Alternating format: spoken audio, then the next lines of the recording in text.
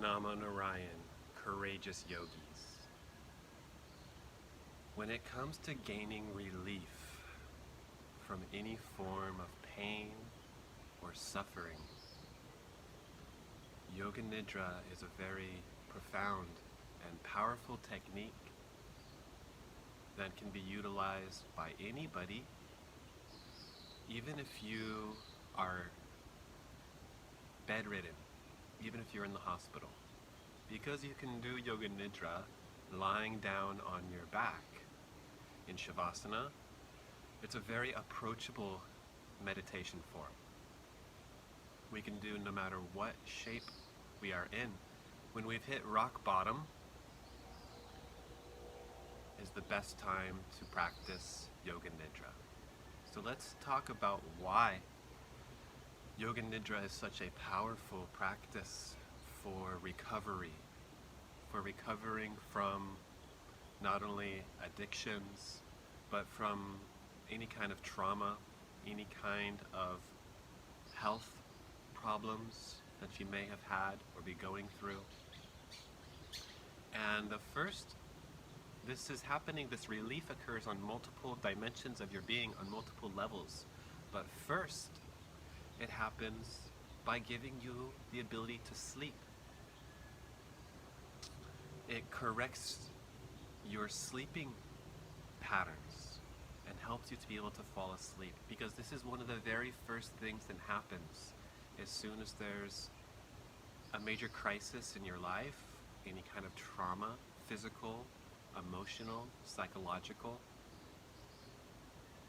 If you're going through tremendous pain, physical pain, Yoga Nidra provides you a way to be able to completely relax your body, so you're not tensing any muscles anywhere. You're fully relaxed, and this does give at least some relief from pain. And it's not a little. It's enough that it allows you to be able to fall asleep. If you are suffering from anything more emotional or psychological, even stress, the stress from so many factors in life and the challenges that many people have had multiplied recently, in recent times, Yoga Nidra provides us a way to be able to gain relief from the monkey mind and to be able to still the thoughts and be able to experience the expansive space of consciousness beyond the body, mind, and senses, to be able to experience the silence of the mind. And in that silence, that mental silence and physical stillness,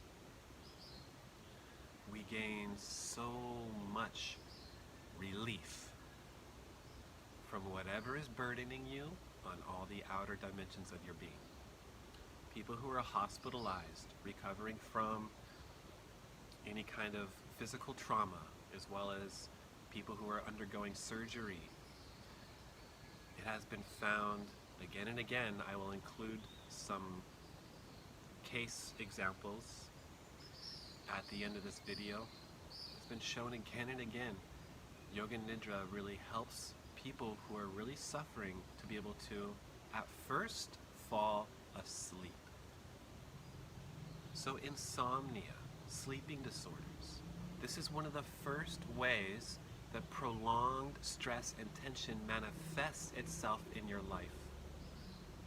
When there's some form of tension, in other words, there's some kind of change that has happened in your external environment and you're not able to adapt, adjust, and accommodate to that change. And it first manifests as psychological tension.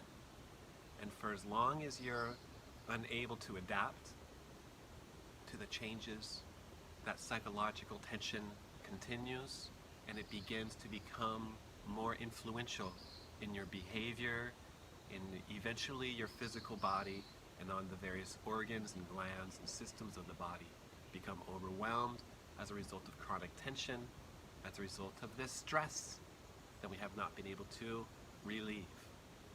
So psychological, psychosomatic illnesses such as insomnia. We see insomnia, the inability to sleep, is one of the very first psychosomatic illnesses that manifests.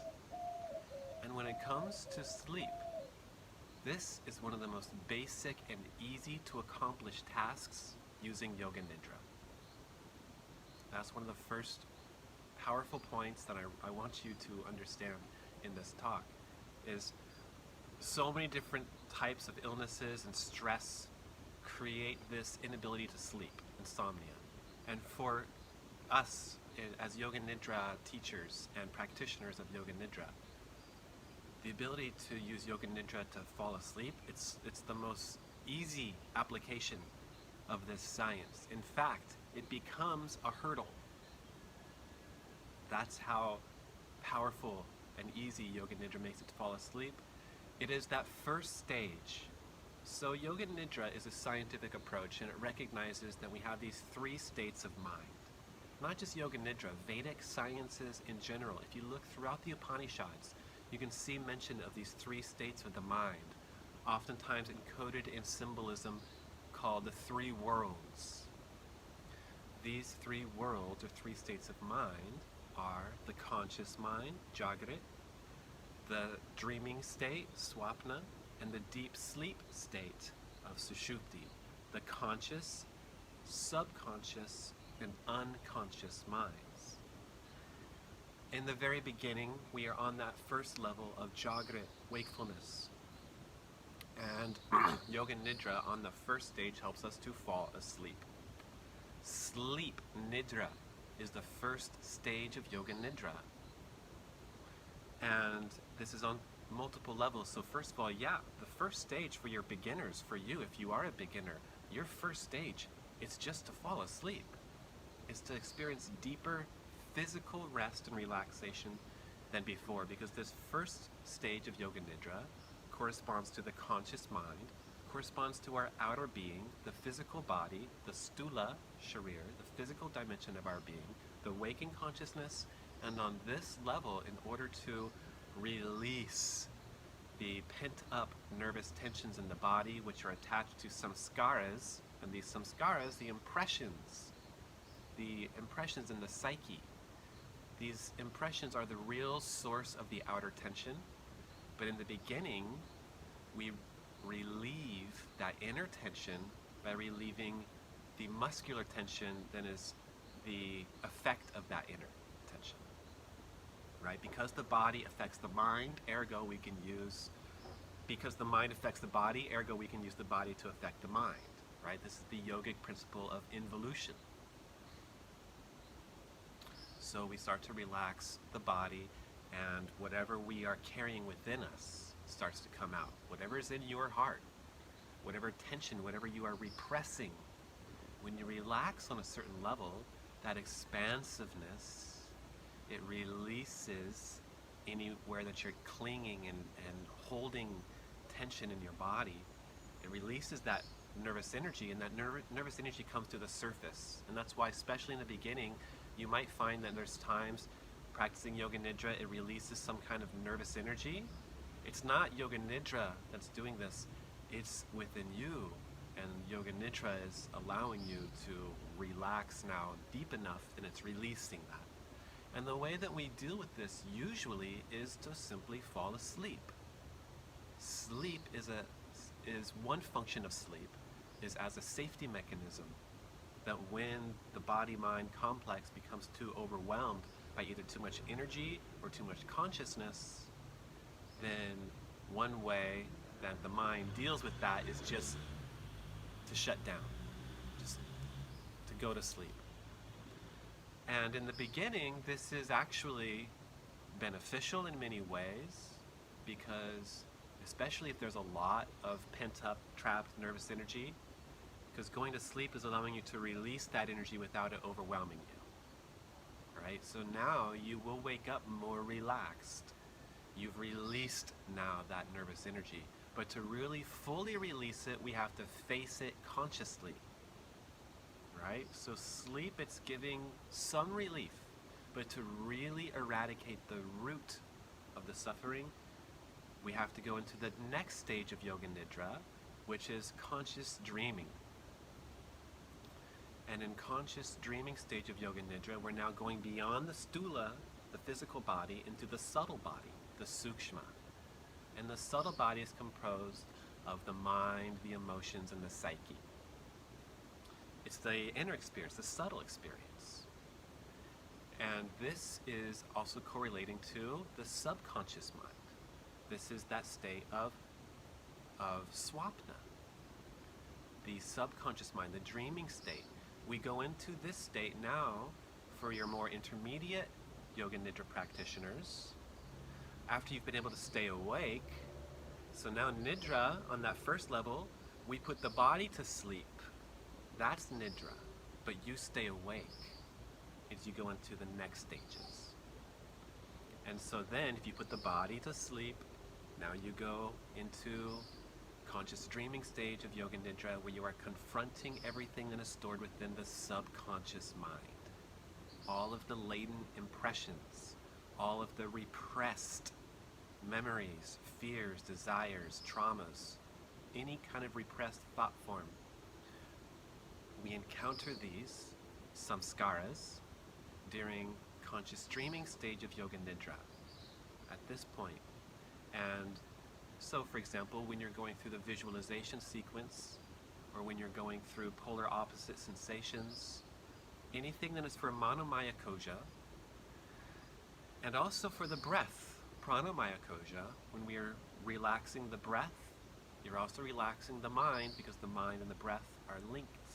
And any kind of emotional tensions are likely to manifest when you're relaxing the breath. And then you go deeper yet into the mind, manomaya koja. And this is where any kind of psychological tensions will manifest in the form of inner visions, also just nervous energy being released. You can have all sorts of random visions. In the beginning, they'll be murky and not clear and cartoon-like even. But as you relax, concentration deepens. Concentration is a natural effect of relaxation. And when you become really relaxed, you start to concentrate deeper. You have more vivid inner visions. And what are these inner visions? They are the impressions of your own mind, of your own psyche.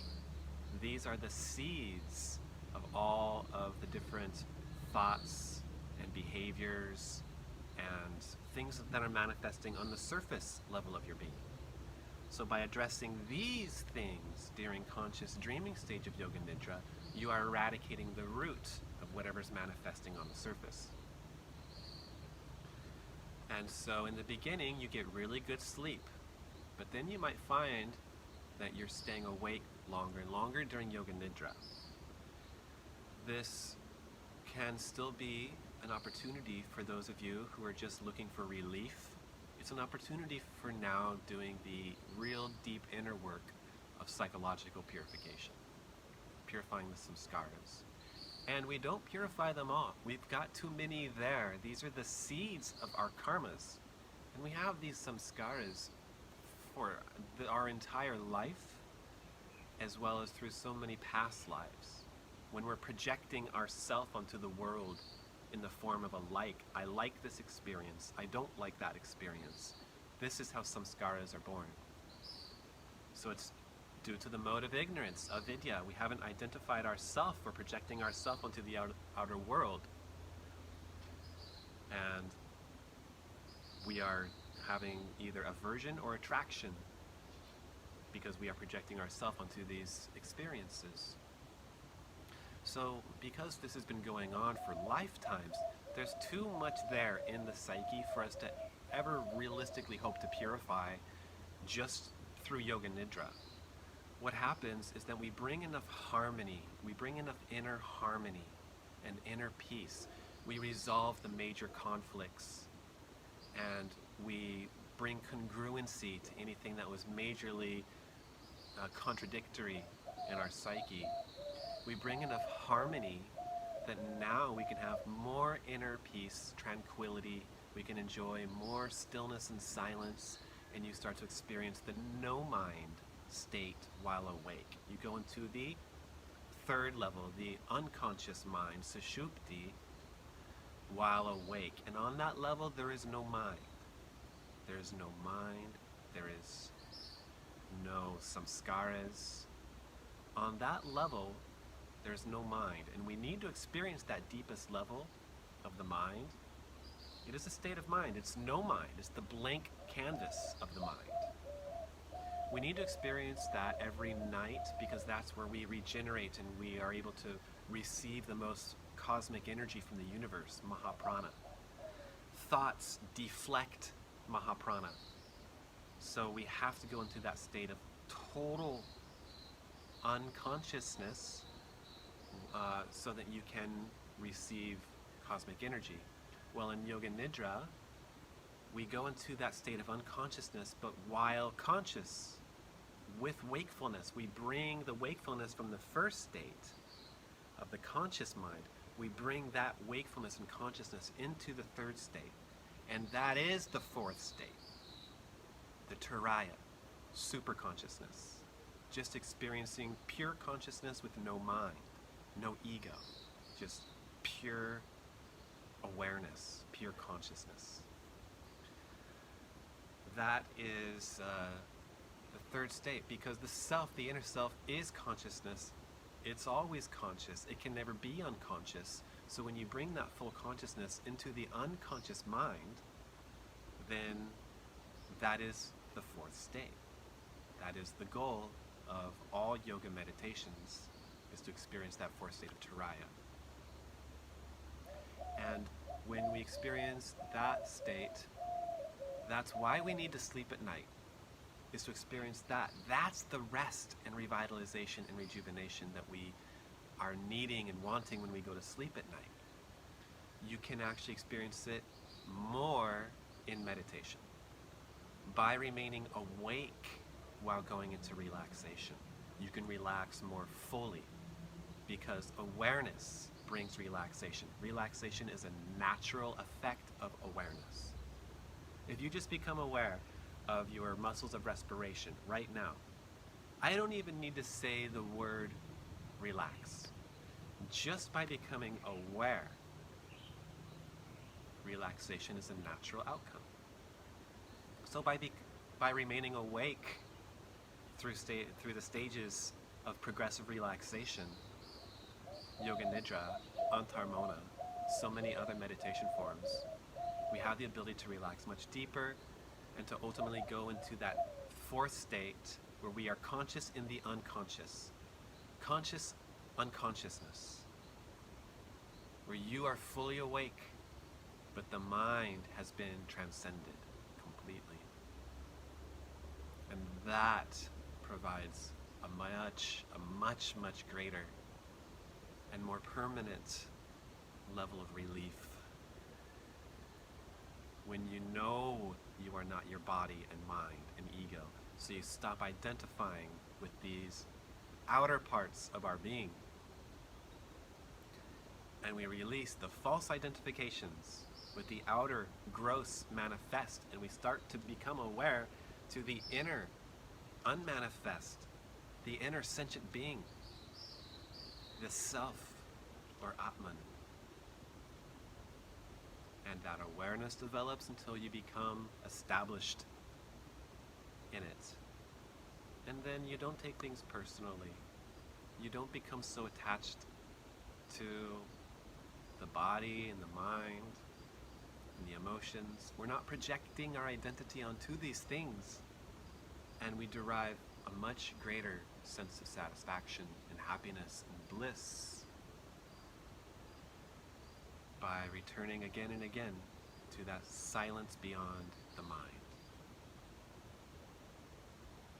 Within meditation, Yoga Nidra, and gradually, just by returning your awareness to your inner state of being. Remembering, I have a body, but I am not my body. I have a mind, but I am not my mind. I have emotions. I have these five senses, but I am not these five senses. I am not these emotions. Immortal self am I. I am Atma Brahma. Soham, Soham, Soham Shivoham, Soham, Soham, Soham Shivoham.